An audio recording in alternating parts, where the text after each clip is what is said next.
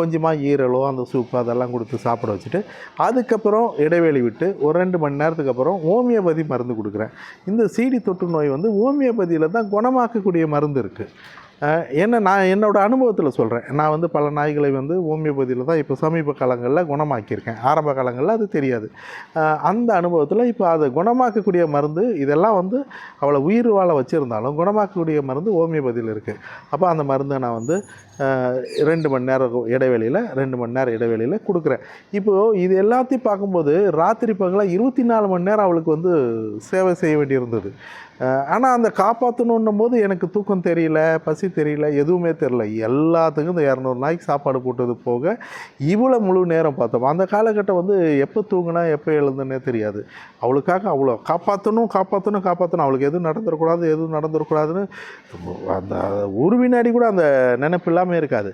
அப்படியே அவள் கொஞ்சம் கொஞ்சமாக வந்து ஒரு நாள் தானாக சாப்பிட ஆரம்பித்த பிறகு அப்போது கொஞ்சம் கொஞ்சமாக அந்த இது வந்து இப்போது சிடி தொற்று நோயும் குணமாகி வந்துகிட்டே இருந்து தொடர்ந்து வைத்தியம் அது மாதக்கணக்கில்.